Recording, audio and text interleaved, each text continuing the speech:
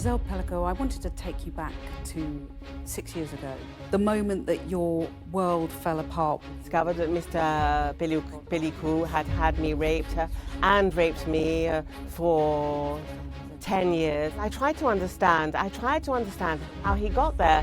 Some people might find it hard to understand why you've said that you would like to go and see Dominique, your ex-husband, in jail. It's a way to rebuild myself. Well, there's been a big controversy over a case here in the UK, 3 teenage boys who managed to escape being jailed after raping 2 teenage girls. What do you make of that case? They have to appeal, they have to have justice. Gisele Pelicot has become an icon for survivors of abuse the world over. When she waived her anonymity to come face-to-face in court with a husband who drugged and raped her and had her raped by men he recruited online, she had one simple aim: to ensure that shame must change sides from victim to perpetrator. She told me how she's rebuilding her life, a life which was, as she put it, a field of ruins after a decade of abuse. She never collapsed, she says. And that resilience, that composure, enabled her to find the strength to face the world and the men who assaulted her, and to see justice done in an act of defiance that has empowered survivors across the globe.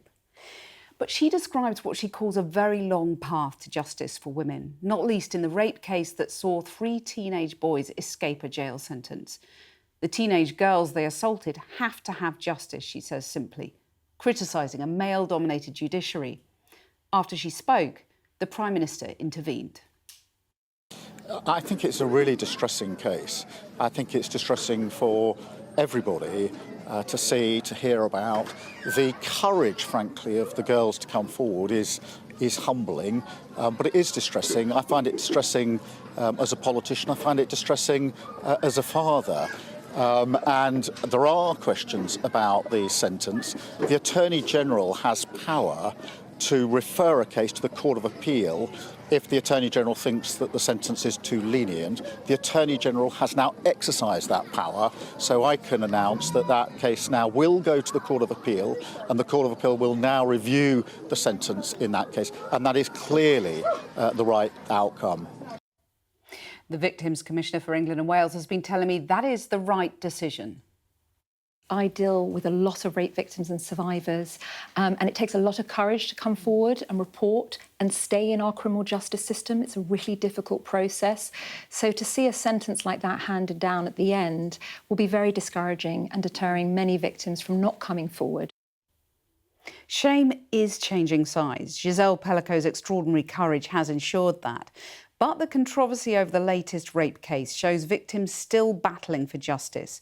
Gisele's voice is needed now more than ever. Well, to sit down with Gisele Pelicot is to meet an icon.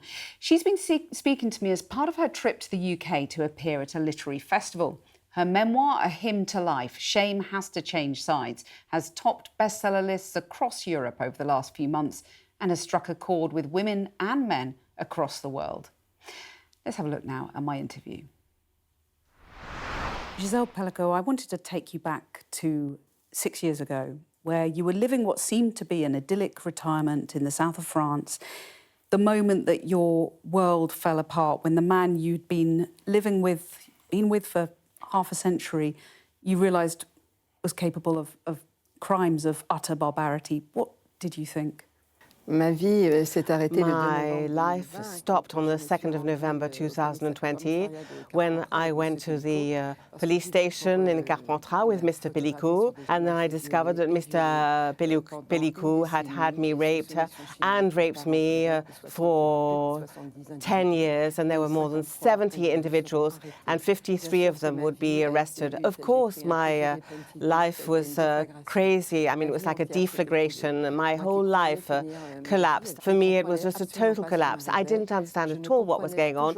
I still couldn't understand what Sub-Lieutenant Perez said to me. Later on, we discovered that my brain was kind of disassociating. In other words, my brain went on pause, and I couldn't hear what I was being told. So a total lack of comprehension. when you look at the enormity of what happened, you know, more than 70 men had been allowed into your home, you'd been raped hundreds of times. When did you first sort of grasp the scale of what had happened? Do you still now struggle to grasp it? Today, yes, of course, I have built myself up again from this field of ruins. I needed 4 years to understand, because I regularly went to the prosecutor and I was told there were more and more individuals who were being arrested.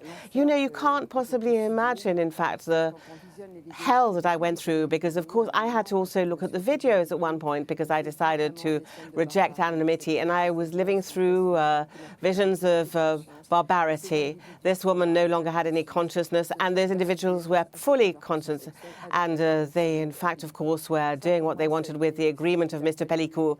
For me, well, I tried to understand how a man who I shared my life with more than 50 years, who said I was the love of his life, I tried to find out how he got there.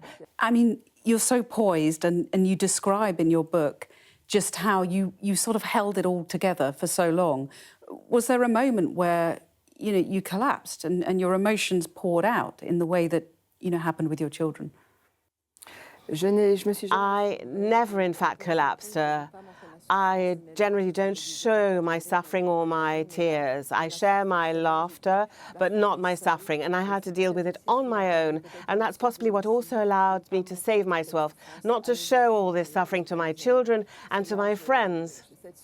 And it's this solitude that I wanted to be able to deal with over a number of years, and it allowed me to learn who I was, to get to know myself. So the only way to survive, to cope, was to hold yourself together, really? Well, yes, that's the way I work, but I don't say that, in fact, all victims work in that way. I have that strength within me. I think I'm born like that, and that's what allowed me potentially to really go to the end of this trial, to oppose anonymity. Maybe if I hadn't had that strength, I would never have made that decision. Even if I'd been 20 years younger, I may not have taken that decision. But at the same time, you must remember that in my story, I'm not the one, in fact, that went to the police. They came to me and they gave me all the proof, all the evidence. And that's what made it easier for me to think, well, I have all the proof, all the evidence. I'm not responsible for anything. I'm not culpable for anything. And for sure, shame must change sides. Has there not even for a second been a thought that crosses your mind, did I make the right decision to waive your anonymity? No, not at all. I think the mistake would have been not to make that decision precisely. I would have regretted that all my life, because when you can see how these individuals behaved, they were men who were totally irresponsible and they didn't recognize it. And the lawyers for defense tried to destabilize me, to say that I was an accomplice. And I think if I hadn't made that choice, I would have regretted it all my life. And I believe it would have been very difficult for me to rebuild myself. We've talked about this extraordinary composure and resilience that you have. What toll did the trial take, though? You know, seeing 51 men put on trial, seeing them every day, how did that must have had a terrible impact on you?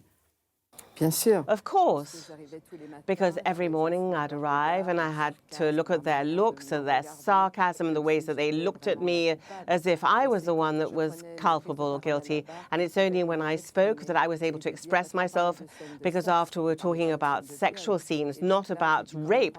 And then I took the floor at one point and I said to the chair of the court to stop with that. There were not sexual scenes, they were rapes. And as long as they hadn't, in fact, been condemned, then you couldn't say. But when you looked at the videos and you could see the reality, you could see that I was completely unconscious.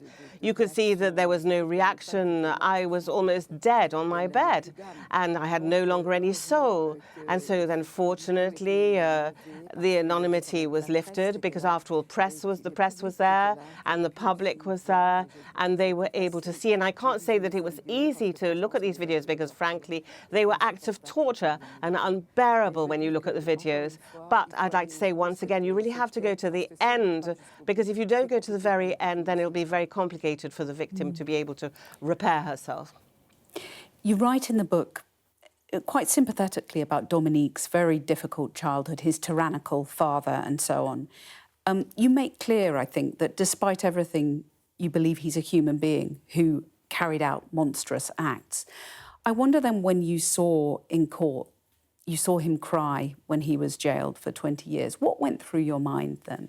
I didn't have any happiness nor sorrow. I felt that that was the right sentence, and I felt that the law saw that I was victim, and the sentence that he had, 20 years, was merited, was deserved. As far as I was concerned, it lasted a decade. There was no compassion, there was no pity as far as I was concerned. At the same time, in the morning when I woke up, he knew what he had done, but there wasn't one single time that he stopped these acts of barbarity. Not one single time had he pity of me. So I was the mother of his children, but he decided to really choose the depths of humanity, and now he's paying for it. Given the horror of what happened to you, some people might find it hard to understand why you've said that you would like to go and see Dominique, your ex-husband, in jail. Just explain that to us, what your thought process is. Well, of course, that's my modus operandi. I hadn't really talked to him throughout the trial because I was talking to the chair of the court. So I personally, to rebuild myself personally, I want to go and meet him. Of course, the exchange that we'll have will be private, but at the same time, it's a way that I can actually search for the truth and also to try to understand, and it's a way to rebuild myself.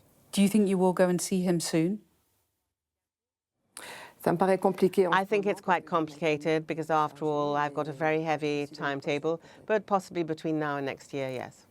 Do you feel that you still have some sort of understanding of what he went through in his life as a human being? You know, within this hearing, 3/4 of these individuals had had a complicated childhood and had been raped as well. I know that Mr. Pelicot had also lived through that. And you know, in life, you choose which path you want to choose. You choose good or evil.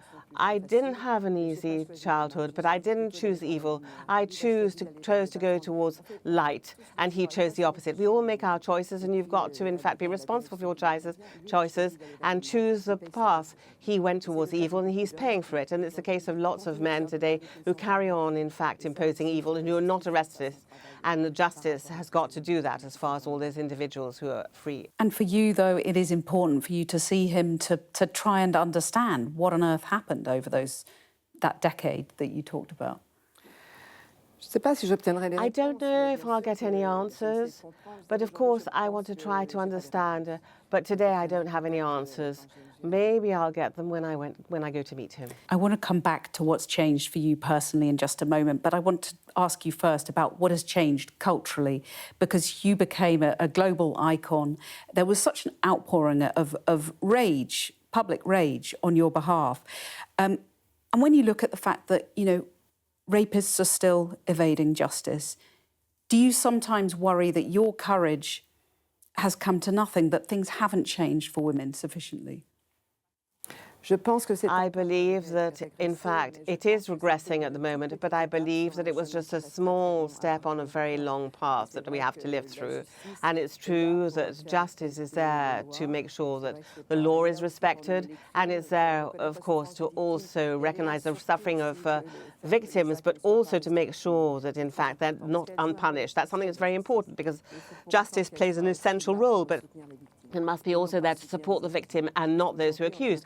Because today we get the impression that those who are accused are victims and vice versa. And that's, again, something, the way they're looked at has got to be changed. I think it's a development that has got to become collective within this society.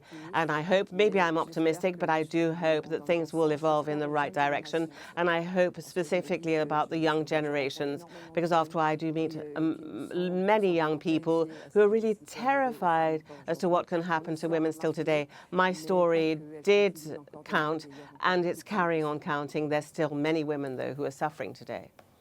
Well, there's been a big controversy over a case here in the UK, 3 teenage boys who managed to escape being jailed after raping 2 teenage girls. What do you make of that case, if you've heard about it since arriving here in the UK? And do you sympathise with some women who fear that rape in this country is effectively decriminalised? I understand the suffering of those women because it's a daily fight. What I less understand is the attitude of these young men who get the impression to think, well, it's not very serious because they're only 13 or 14 years old. They're responsible for their acts. And where are the parents? How have they educated their children? Because after all, I think we have to also to tell them it's a crime what they've done, what they've committed. And I don't think that that's something that's been taken into consideration. But at the same time, the victims themselves will never be able to be repaired. They're imprisoned in their bodies their whole lives. They have to appeal. They have to have justice. Well, one of the victims has said that the sentence was, and I quote, like a rock in her face. What would you say to her? It's much more than that. It's a girl who's totally destroyed because, after all, a rape is something that's terrifying. And I imagine, because we're talking about a very young woman, how is she going to evolve in her private life? It's very complicated. She must be accompanied. She must see psychiatrists. She must be supported by her parents. I hope her parents were also able to support her. But justice has got to do its work, and that's something that's very important because otherwise she'll never be able to recover. But the 2 or 3 others, I don't know how many of them, they have to be recognized as being culpable. When you say justice has to be done, the judiciary needs to look at itself, don't you think, about some of these sentences that are being passed? Of course. Of course. I believe that today rape is rather banal. They just think, oh, well, it's not so important. Rape is a crime. It must be recognized in that way, and you've got to judge those who accuse according to the crime they've committed and not let them go free just because they're minors. Minors at 13 or 14, they already know precisely what they're doing, and they are responsible. Do you think that's in part because the judiciary is still male-dominated? Is that part of the problem here? Yes, I believe we're still living with male domination, and the violence certainly is a tool of masculine domination. You can't deny that. And I think that above all, in order to be able to live in harmony between men and women, we have to educate our very young children, because I think the parents and I'm not saying they're giving up, but I think they have to be a bit more attentive about the education of our children, of their children, especially our boys, and respect one for the other. And if I had to repeat it 100 times or 1,000 times, education and respect for others. You met Queen Camilla. Her brother-in-law, Andrew, has been stripped of his honours following allegations about his friendship with the paedophile Jeffrey Epstein. He's denied all the allegations. Does it give you hope, though, that a man of his status is being held to account in some way? Well, of course he's responsible. I don't know the details, but when I met the Queen, she's a remarkable, admirable woman, and she really is very interested in violence against women. Of course, we didn't mention that particular subject matter. It wasn't the time nor the place to do so, but she read my book, and she was very shocked by what I had undergone, and I have an enormous amount of respect for that woman. Just finally, let's talk about how you're rebuilding your life personally. Emotionally, physically, how are you doing? Today I'm much better because I have rebuilt myself. I was fortunate enough to meet a young man of 73, and we share our lives today, and we fell madly in love. We're just like a couple of teenagers, and he's a lovely man, and I completely trust him. Of course, some people might say, well, how can she still trust a man? But I didn't want, in fact, to separate men and women. I think we're made to live together in harmony, and I still believe in it. And the proof is that this man, in fact, couldn't be here today, but in fact he's on my side, and he's always thinking about me.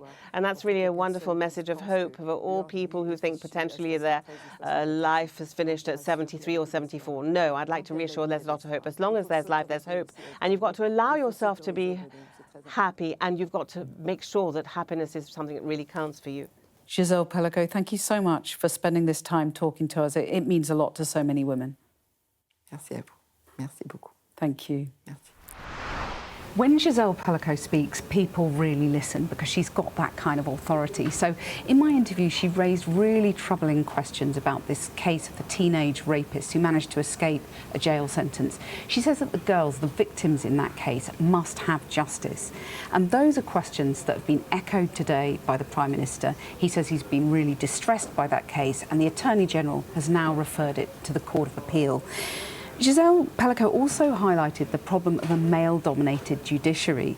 She says that some think of rape as banal, that's her word, and it should be recognised as the crime, the appalling crime that it is. I think there'll also be a debate too over what she said about how to deal with minors who are perpetrators. So, her point is that at the age of 13 or 14, they know precisely what they're doing and they're responsible. Well, joining me now is Dr. Charlotte Proudman, an award-winning barrister and academic specialising in violence against women and girls. And on the sofa tonight, former Justice Secretary David Gauke and Labour peer Baroness Ayesha Hazarika. Charlotte, you messaged me earlier today saying what an honour it was to interview Gisele. And, I felt that completely. I just wondered what your reaction was to the interview. Oh, she's an absolute inspiration, isn't she? I mean, just hearing her speak, I can't imagine, of course, what she's been through, but it really gives us hope. I think when she spoke in particular about the male-dominated nature of the judiciary, it's something that absolutely resonates with me as a female barrister working within, a very traditional male-dominated environment. I think it's so important that our judiciary reflects the society that we live in. So all too often, unfortunately, the judiciary remains very white, male and privileged. And as a result of that, it can become an echo chamber. So those that are presiding and making serious decisions about women and girls' lives, in particular in rape cases, as we saw with the decision of the 3 boys who raped 2 girls, the judge in that case, I understand, white male judge, doesn't necessarily have the same understanding and experience of what it's like to walk in the shoes of a survivor of sexual violence. I mean, clearly there are sentencing guidelines, aren't there, that sort of hem in a judge and prevent him, in this case, letting his personal views get brought to bear. I mean, are you convinced those guidelines are tough enough? Well, I mean, certainly in this case, the argument is that the judge was wrong in terms of the sentence that he imposed, and it was an unduly lenient sentence, and that is why the Attorney General, Lord Hermer, has referred the matter to the Court of Appeal, and I wouldn't want to impact upon that at all. Of course, it's a matter for the independent judiciary to decide upon, but it does seem to be inconceivable that the rapes of 2 minor girls within the course of 2 separate months resulted in no custodial sentence whatsoever of 3 boys. Well, the judge, Nicholas Rowland, said that he wanted to avoid criminalising what he called these children unnecessarily. And he said, I have to remember that you are not small adults. Do you agree with that assessment, or do you sympathise more with Gisele Pelicot saying that, and I quote again, at 13 or 14, they already know precisely what they're doing and they're responsible? This is what she was saying about the prosecution of minors more generally. I mean, let's remember these boys recorded their victims whilst they were raping them. And certainly in one case, that footage was uploaded to social media. As a consequence, one of the girls experienced being called various derogatory, abusive language by their peer group because this material was showed online. And they still went on then to rape another girl 2 months later. It's hard to see how it's anything other than premeditated. And let's also remember, it was a 5-week criminal trial. Those girls had to sit through that and relive that trauma and suffering, whilst at least one of the boys considered that the victim was a liar and actually said that. I mean, that's utterly horrific. Yeah, and Gisele was saying, the victims' lives are utterly destroyed. It's more than that. The lives of the victims, they're living in a prison. It's all very well and good that the boys are walking free, but what does that mean for the victims? They're unlikely to feel secure, constant high sense of vigilance. We heard one survivor, when she read out her victim impact statement, said that she was ready to die. We heard another victim on the BBC recently say it was like a stone being thrown in her face. That is the living consequence for these victims. Yeah. Do you have confidence, not wishing to interfere with the Court of Appeal, of course, but do you have confidence in that court, given, 3 senior judges will examine the case? I just looked today and 37 judges sit on the Court of Appeal, 27 are men, 10 are women. Just reflecting on what Gisele Pelicot is saying about a male-dominated judiciary, do you have confidence in that? I think that, broadly speaking, in terms of some of the systemic problems in the legal profession, there are real issues with the fact that we don't have gender equality. Not just gender equality either, of course, when it comes to ethnicity as well, class backgrounds and other forms of intersectional inequalities. We don't see diversity. But I do think that's a real issue. And one of the things that the organisation I founded in 2022, Right to Equality, we're launching a report in Parliament next month, which specifically addresses judicial bias within family courts. And we have looked at hundreds of family court judgments which demonstrate judges making misogynistic comments within judgments. What I mean by that is prejudice against women and girls. So, for example, in a rape case, saying that the woman was not a victim because she didn't fight him off, or saying that she's an educated or intelligent woman and therefore can't have suffered non-fatal strangulation. This type of language is wholly outdated, just as in the case of His Honour Judge Nicholas Rowland, going back to the case of the boys that raped 3 girls. He praised the boys for their conduct during the hearing. I mean, that may well have been, that may well have been something to single out, though, if he's looking at rehabilitating minors. I mean, the question of that is tricky, isn't it? How do you rehabilitate these people? I mean, it is a question of how you rehabilitate, but how is the conduct to be praised when the boys are calling the girls a liar and have pleaded not guilty and put them through that harrowing ordeal of a trial?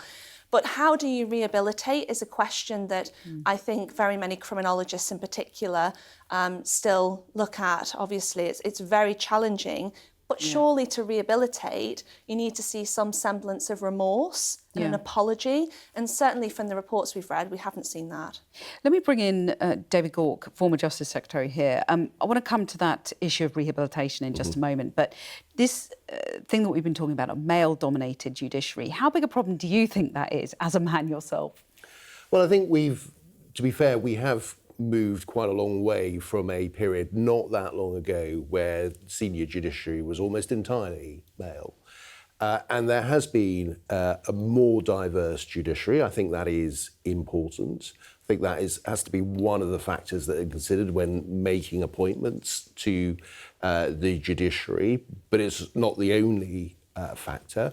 It is important that we attract the right people, the best people into the judiciary, and it is also important that that judiciary is diverse. So, look, I think we're moving in the right direction. There is also a point about training and making sure that whether you are male or female, you understand these issues properly, and that's a point for the independent judiciary as to how that training works. But I chaired a sentencing review and we said that this is an important area, that there's a proper understanding of rape and other serious sexual offences, that there is a good understanding in the judiciary as a whole. Charlotte, would training help fix it? I mean, just listening to what David's saying there, what do you reckon? So there's a real issue in terms of training when it comes to judges. In fact, we have absolutely no idea in terms of what training judges are given, whether it's on an annual basis. We don't know who trains them. We don't know what the syllabus or curriculum of that training is on domestic abuse, rape, trauma and so forth. The reason that I say that is that, in fact, myself and others worked at the time the domestic abuse bill was going through Parliament, and I believe it was Baroness Burton at the time that specifically tabled an amendment to the bill requesting that there was greater transparency when it came to training, and also that training should be mandatory, and that was rejected at the time by the then Conservative government, which is obviously deeply disappointing because that I'm was sure a glimmer of you were hope. deeply disappointed too, David. Well, I wasn't part of that government, just to be clear. Yeah, given the boot by that point, no. Aisha, let me bring you in because, Gisele is such an iconic figure, isn't she? And, her book has topped the bestseller charts and it's really resonated with a lot of people. Why do you think it is that she has spoken for so many? I think it's because she's flipped the script on shame. And I think for so many women who are the subject of sexual abuse and rape and many other forms of abuse, as well as the physical and the sexual abuse, one of the narratives that they have to live with is the shame. You have been shamed, and that goes back millennia. It's not enough for a woman to have been beaten or raped or abused. she has to then be stigmatised, and that's part of the abuse. It's not just the physical and the internal sexual damage to her. It is the you are shame, you're untouchable, you're dirty, you've done something wrong, you brought it on yourself. And Charlotte has very articulately spoken about, you know, how hard it is for women and this culture, this still very patriarchal culture we have in the criminal justice system and in society. So I think that's one of the reasons why she is such a hero or heroine or shero to so many people, because she didn't say, I'm going to hang my head in shame, because this is one of the most devastating crimes. For your own husband to have done this to you and for you to have been passed around all these men and then to say, no, I will not be bowed, I will not be cowed, I'm going to speak up, I'm going to go to court, I'm going to look all of these men in the eye, I'm going to write about it, and I'm not just going to curl up and die, I'm actually going to sort of name it. That was groundbreaking for a lot of people. And it's almost unnerving, really, the composure that she shows. When you know, I was asking her really difficult questions about what had happened. And she's very calm and not a sort of flicker of emotion. Yeah, I mean, extraordinary. But I think what we mustn't do is make a sort of good victim another victim. She's an extraordinary woman, and I've seen her speak, and goodness, her grace and her eloquence and her intellect and her courage is just unbelievable. But there are so many other victims who are just as worthy as Gisele Pelicot, who cannot do that for the reasons that Charlotte has said. And I think this case is just so shocking, and I know we have to be very careful, but I think it still speaks to a story in our society. You know, we had adolescence and everyone was like, oh my goodness, you know, we've got to do something about this. And we had some people pushing back against adolescence, saying, oh, actually, everyone's talking about, you know, we shouldn't be stigmatising young men and things like that. And we have a really, really deep-rooted problem with misogyny. And I noticed what you were saying earlier about how do you rehabilitate, and that is a very important but difficult question. How do you stop these boys in the first place thinking it's okay to rape a woman and then put it on social media? Well, and David, I promised we'd talk about rehabilitation. I mean, there is David Lammy, the Justice Secretary, is looking at raising the age of criminal responsibility. It's the lowest in Western Europe at the age of 10. Is that the right decision? How do you rehabilitate these very young boys who, as Aisha says, you know, there's this toxic culture of misogyny? Yeah, it's a huge challenge, and you know, just coming back to the case that we've been talking about here, as I understand it, had these boys been adults, they would have been facing a sentence of 9 to 19 years. This is a, you know, as everyone has said, very, very serious offence. Now, it's for the Court of Appeal to work out whether the sentence was unduly lenient. Clearly, a huge amount of weight has been put on the fact that they are 14 or 13. But there is an issue more generally with younger people, with children, as to what the balance is and the focus of rehabilitation versus some of those other purposes of sentencing, so deterrence and an expression of society's outrage. And it may well, we've not got that right in this particular case. It may well turn out to be where we conclude. But there is an issue about rehabilitating particularly younger people, and there's been widespread move towards sending fewer of them to youth detention centres. And we haven't even discussed Gisele Pelicot talking about the role of parents in all of this. More to discuss later in the programme. Charlotte Proudman, thank you very much for coming in and sitting on the sofa. Thank you. A little earlier, I spoke to Claire Waxman, the Victims Commissioner for England and Wales, about the Pelicot and the teen rapist cases and whether protecting women from violence is getting the attention it deserves. Claire Waxman, Gisele Pelicot says she hasn't regretted for a moment waiving her anonymity. What impact does she have on survivors? And just hearing her talk there, what impact will it have on people? She is such an inspirational woman. I've had the privilege of meeting her, and she's had such an impact on victims and survivors, I think, across the world, really, in the way that she has dealt with her experience in such a dignified way and has used her voice and a platform now to really try and push for change. And the victims and survivors that I hear from have been affected by her positively because they've seen how she's been able to build her life afterwards and how courageous and brave she's been. And that encourages other victims and survivors to feel able to come forward. So really important how she's used her platform in such a positive way. It was interesting, though, wasn't it, to hear her talking about how things have regressed in some ways for women, and not least in this case that we've all been talking about of the teenage rapists and how they managed to escape a jail sentence. Now that that has been referred to the Court of Appeal, presumably you welcome that intervention by the Attorney-General, do you? I mean, very much so. I think the public outrage really speaks for everyone. I think we were all very much shocked at the sentence that was passed. You know, rape is a very serious offence. I deal with a lot of rape victims and survivors, and it takes a lot of courage to come forward and report and stay in our criminal justice system. It's a really difficult process. So to see a sentence like that handed down at the end will be very discouraging and deterring many victims from not coming forward. So it's absolutely right that the Attorney-General has swiftly referred it to the Court of Appeal, and it will take that process now, but very much welcome it. And Gisele Pelicot's comments about a male-dominated judiciary playing into this, is that something that you think resonates? Does it resonate with you? I do hear from victims and survivors who've been through the court experience, and they will comment on judges' comments and the experience and how that's compounded their trauma. The judiciary here, we've got around 44% of female judges.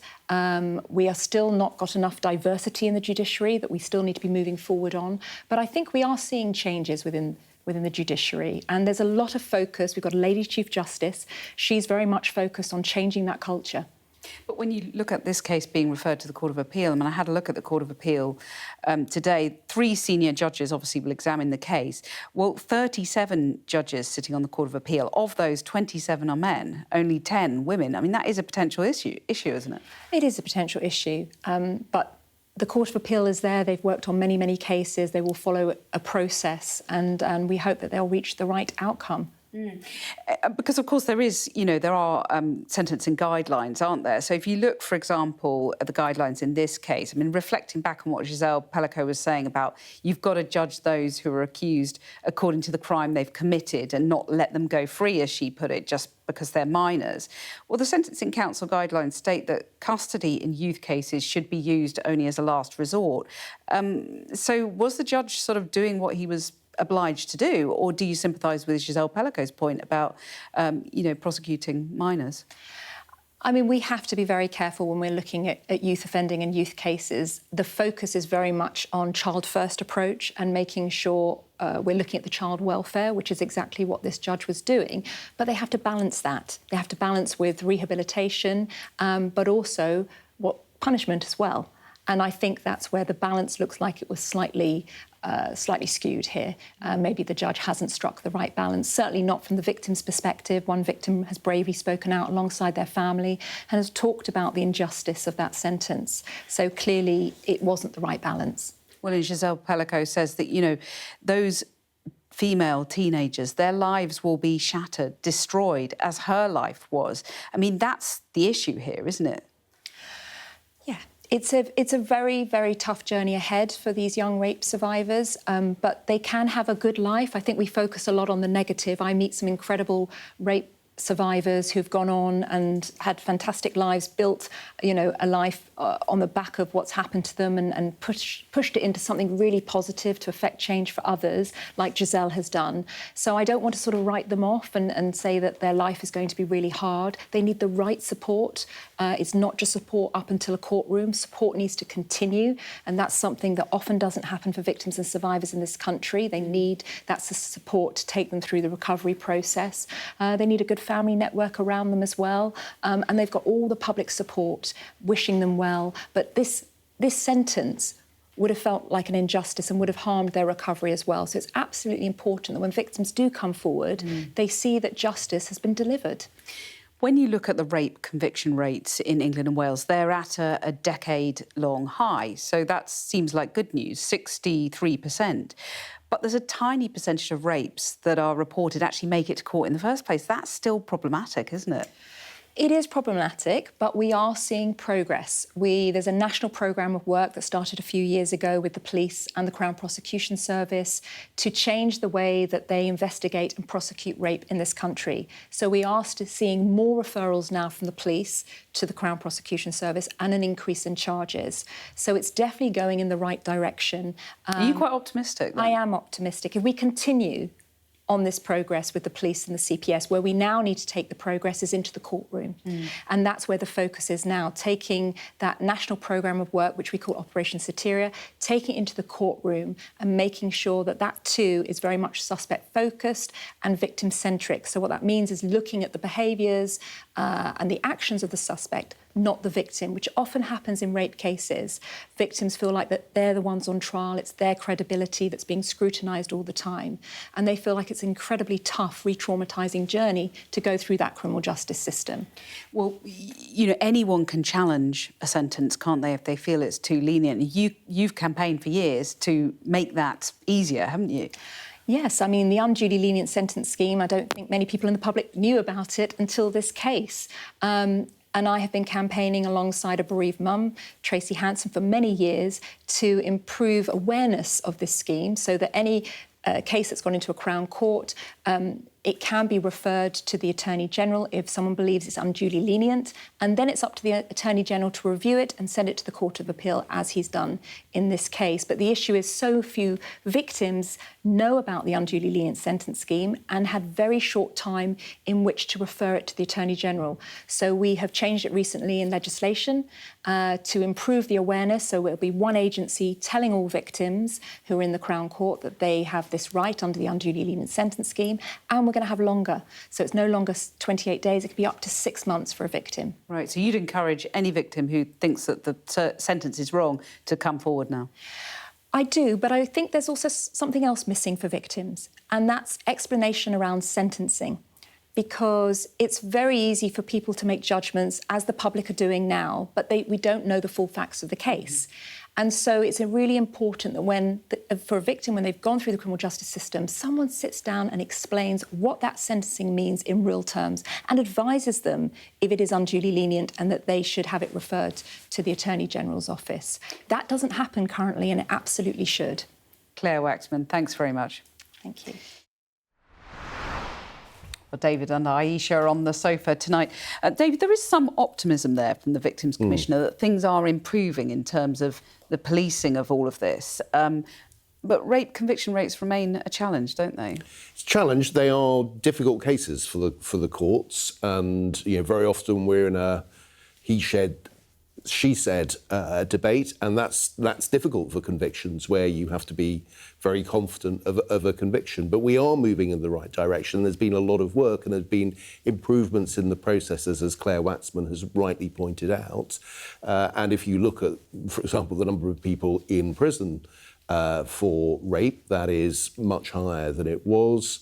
If you look over the sort of longer term, sentences have gone up. And I do think one of the things that we shouldn't miss from this debate about the teenagers is that when we're looking at adults, there are long custodial sentences, longer than we've had ever before, for rape cases. Right. And those conviction rates are going up. So I really hope that people don't look at this and think, I'm not going to report it, I'm not going to complain. And there is a risk that the debate goes too far in one direction. That it undermines confidence. That it undermines confidence in a way that it shouldn't. I think Claire Waxman was very, very good there in setting out why confidence in the system should not be undermined. Because obviously we've also had this ITV drama about the John Warboys, black cab rapists. It's called Believe Me because it shows the women struggling to be believed by all and sundry, but particularly the police.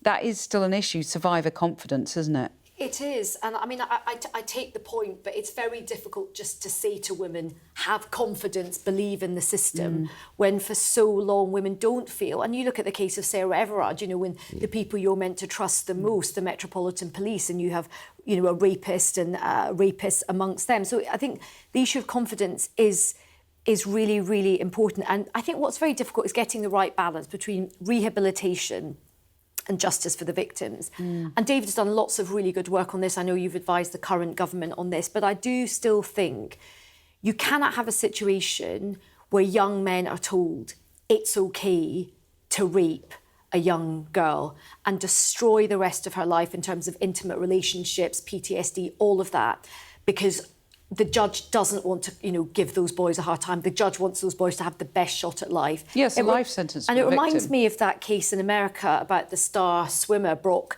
Turner, which, came to global prominence. This was, many, many years ago, where this guy was caught sexually harassing a young woman, but because he was a star athlete, he was a star swimmer, the judge was like, you've got your future ahead of you. And I just think, yes, great strides have been made, and I know the criminal justice system is working really hard, as are ministers and, police officers, and everybody's working hard, charities, women groups. But when a story like that gets out, it just feels so counterintuitive to women to think, how could that judge not have thought about what those young women and their families had gone through? And I think it's stories like that just do make a lot of women. I remember after the Sarah Everard incident, I was interviewing some young women, and I said, if you were sexually assaulted, would you go to the police? And they said no. Yeah, well, I mean, it did make you think twice about it, though, didn't you? It cast a very long shadow, the Sarah Everard tragedy, didn't it? Oh, I mean, hugely damaging for the reputation of the police. And, of course, it definitely would have shifted confidence. And that confidence is really important, which is why I think it's right that we, as Claire Waxman was doing, we set out all the facts. Yes, there is this very high-profile case, but we are also in a world where there are more convictions, there are long sentences, and the system is trying to improve massively. Very briefly, shame is changing sides, has changed sides? Still, I'd say with social media, I really agreed with what she said about things going backwards, I'm afraid, particularly on social media. Well, more to discuss later in the show. But for now, is Sir Keir Starmer on the verge of bringing in an Australia-style social media ban for under-16s? A government consultation on the issue is drawing to a close tonight, and the Prime Minister has been meeting bereaved parents and campaigners in Downing Street. Let's speak to Lucy McDade, who was outside that meeting. Lucy, we are being promised action. What will that mean, do you think?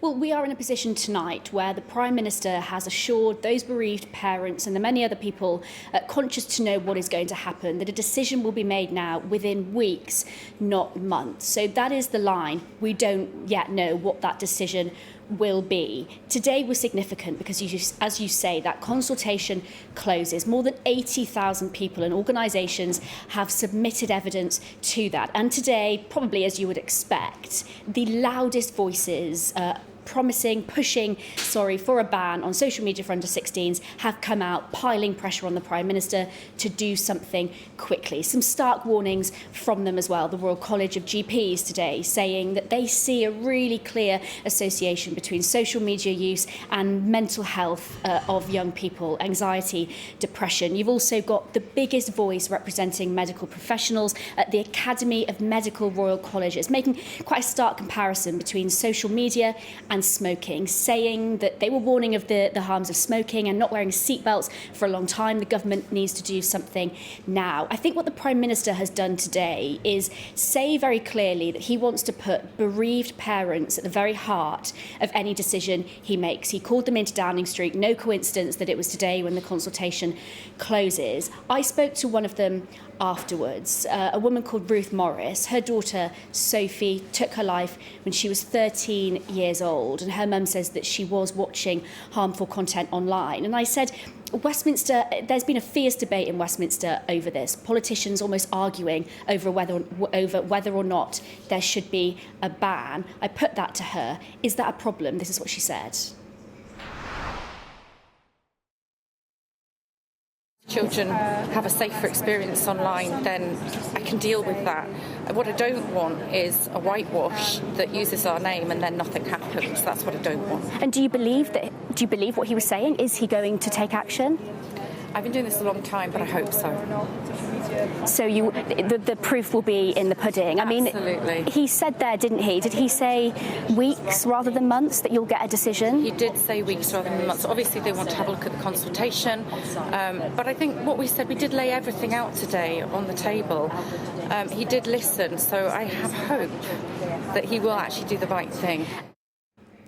Look, the truth is the Prime Minister has previously expressed reluctance to impose an outright ban, saying that, in his words, children are hardwired to work their way around the rules, suggesting that children could be pushed to a darker side of the internet. But there is absolutely no denying that this is a man under probably more pressure than he's ever been under. Wes Streeting, one of his possible leadership rivals, has come out just this week saying that he thinks social media should be banned. The voices are getting louder, the pressure on the Prime Minister getting greater. He knows that he's been criticised for not making radical big decisions. This could be one of them. So I think whatever happens, this is a Prime Minister now under real pressure to make a decision very quickly. Lucy, thanks very much. Well, Aisha and David are on the sofa still. Aisha, on that, the pressure for a ban, but there is disagreement. For example, Ian Russell, the father of Molly Russell, who took her own life after viewing content on social media, he doesn't want to ban, nor does the NSPCC. They want the laws that currently exist to be enforced and for social media companies to take responsibility. Where do you sit? I think social media has just done untold damage. Just look at the first story we were discussing today. The fact that these boys filmed the rape of this girl on social media tells you everything you need to know. I personally think it is time to do something bold, and I do think it is time to take action in this area. David? I think we'll look back on this period as a sort of period of the Wild West. It needs to be more properly regulated. I think there's a debate whether it's a ban or whether it is a different form of regulation. But what we have at the moment is causing a huge amount of damage, and it does have to be addressed. But you're slightly sitting on the fence there. Well, I think it really actually does depend on the details, and you do want something workable. So I'm not critical of going through a process, looking at the evidence in Australia, seeing what works. This isn't about doing gestures. This is about doing something effective. And is your sense, then, that Keir Starmer is going to go for a ban? I think he is, and I think there's so much pressure from MPs because this is what their constituents are telling. This is what mums and dads and grandparents are saying. Look, I take your point. Nothing is perfect, but I think you don't let the best be the enemy of the good. And to your point, we are going to look. There's a reason why tech bros don't let their own kids. Yeah, but the tech bros should take responsibility then. But Cathy, they never do. And they should be made to by being fined or whatever. The only thing you do is by introducing tougher legislation. I did lots of meetings with tech companies and actually people, believe it or not, from the world of pornography, and they were saying, if you want us to stop doing things, you've got to legislate. When the tech bros howl if Keir Starmer does ban social media for the under-16s, and how's he going to handle that? Yeah, probably, but you have to live with that. As I say, you want effective regulation, you want something that protects our kids.